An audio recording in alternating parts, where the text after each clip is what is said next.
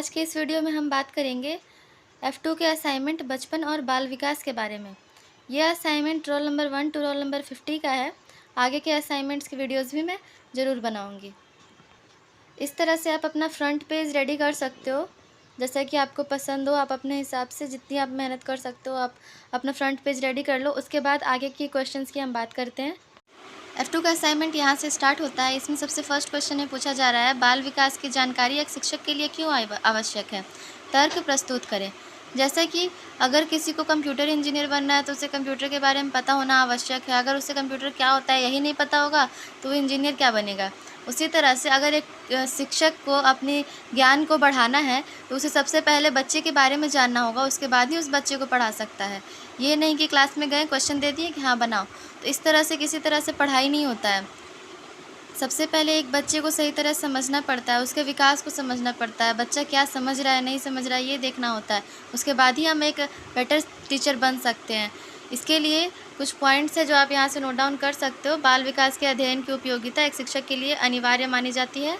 बालकों के विकास संबंधी प्रक्रिया को ज्ञान होना शिक्षक के लिए इसलिए भी आवश्यक है जिससे कि वे छात्रों के चहुमुखी विकास यानी ऑल राउंड डेवलपमेंट के लिए उत्प्रेरित कर सके। ऑल राउंड डेवलपमेंट मतलब बच्चों का शारीरिक विकास, संवेगात्मक विकास, जितने तरह के विकास संभव हो सकते हैं बच्चे के अंदर, उसके लिए। बालकों में उचित शारीरिक विकास की उपयोगिता, यहाँ पे सारे तरह के विकास के बारे में मैंने डील किया है। सबसे पहला है यहाँ पे बाल विकास के अन्य उपयोगिताओं और महत्व को निम्नलिखित रूप से समझा जा सकता है। फर्स्ट है यहाँ पे, उसके बाद हम आगे के पॉइंट्स पर डिस्कशन करते हैं।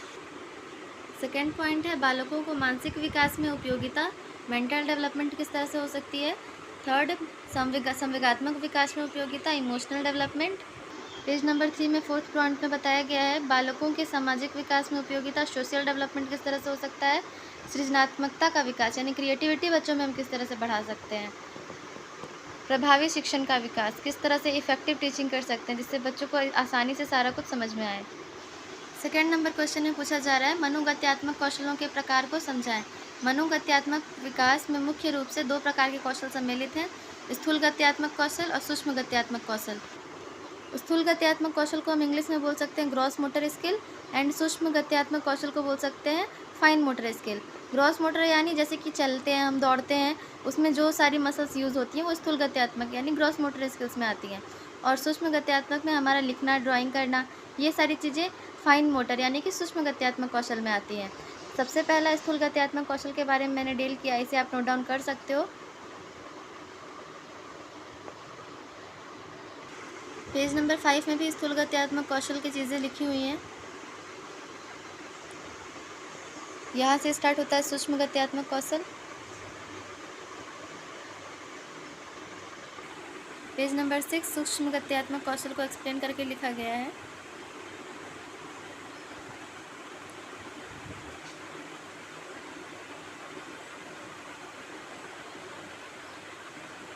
क्वेश्चन नंबर 3 में पूछा जा रहा है कि बालकों में सृजनात्मक विकास हेतु विविध विधियों की चर्चा करें। यानी कि क्रिएटिविटी हम कैसे डेवलप कर सकते हैं बच्चों में, उसके लिए अलग अलग विधि हमें बतानी है, किस तरह से हम बच्चों में क्रिएटिविटी बढ़ाएंगे। प्रत्येक बच्चे में कुछ ना कुछ सृजनात्मक मान्यताएं अवश्य होती हैं। उचित शिक्षण, प्रशिक्षण और अवसर प्रदान करके हम योग्यताओं का विकास किया जा सकता है। स्वाभाविक प्रतिभा के रूप में सृजनात्मक विकास के लिए उद्दीपक और पोषण की आवश्यकता होती है।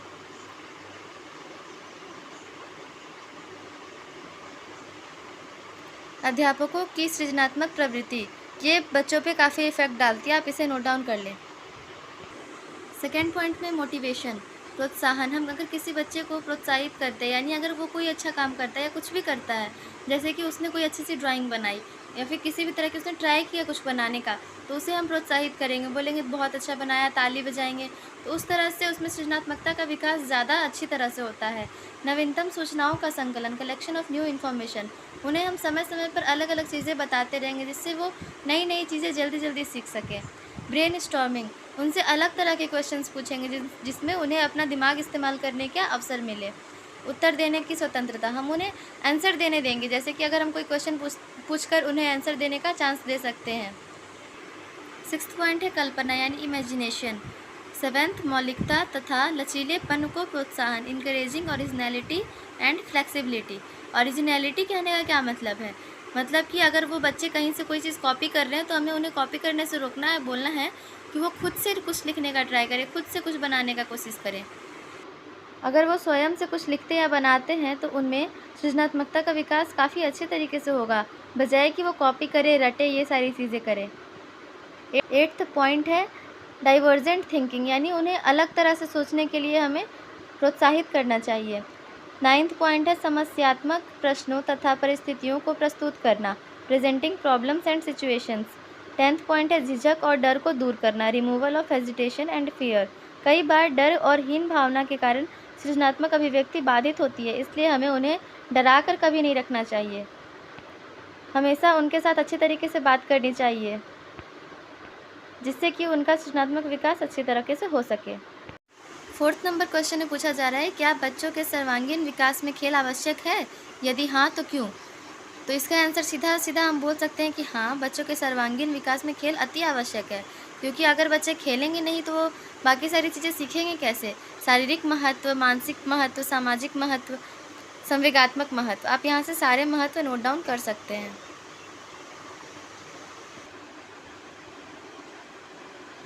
वैयक्तिक महत्व, नैतिक महत्व, शैक्षिक महत्व, खेल द्वारा चिकित्सा।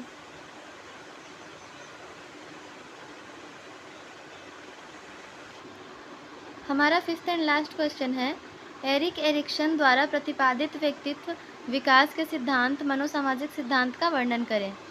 एरिक्सन व्यक्तित्व विकास के सिद्धांत को पाशजनक सिद्धांत यानी एपिजेनेटिक प्रिंसिपल पर केंद्रित करते हैं। इस सिद्धांत के अनुसार भ्रूण के विकास में शरीर के कुछ अंग को विशिष्ट समय पर प्रकट होते हैं और अंतिम रूप में मिलकर बालक का रूप ले लेते हैं। उनका कहना है कि जिस प्रकार शरीर के विभिन्न भाग जब प्राणी माँ के गर्भ में होता है अंतः संबंधित रूप से विकसित होते हैं, उसी प्रकार व्यक्ति का व्यक्तित्व बनता चलता है। जैसे जैसे अहम अंतर संबंधित स्तरों की श्रृंखला में वृद्धि प्राप्त करता चलता है, यह सब अहम के स्तर प्रारंभ में किसी रूप में प्रस्तुत होते रहते हैं, किंतु प्रत्येक विकास का एक निजी समय होता है। मनोसामाजिक विकास के स्तर, साइको सोशल डेवलपमेंट। यहाँ पे हम एरिक्सन द्वारा वर्णित मनोसामाजिक विकास के स्तरों का वर्णन कर रहे हैं। सबसे पहला है विकास विपरीत अविश्वास, यानी ट्रस्ट वर्सेस मिसट्रस्ट। सेकंड है सर्वाधीनता विपरीत शर्म तथा शंका, autonomy versus same and doubt. Third है पहल विपरीत दोष, यानी इनिशिएटिव वर्सेस गिल्ट। फोर्थ परिश्रम विपरीत हीनता, इंडस्ट्री वर्सेस इन्फेरियरिटी। फिफ्थ अभिज्ञान विपरीत भूमिका द्विविधा, identity versus role confusion. Sixth घनिष्ठता विपरीत अकेलापन, इंटीमेसी वर्सेस आइसोलेशन। सेवेंथ उत्पादकता विपरीत ठहराव, generativity versus stagnation. Eighth and the last point is सन्निष्ठा विपरीत नैराश्य, इंटीग्रिटी वर्सेस डिसअपियर, जो कि बुढ़ापा में आता है। इसी के साथ हमारा F2 का असाइनमेंट जो कि roll number 1 to roll number 50 के लिए दिया गया था वो ख़त्म होता है। Thanks for watching.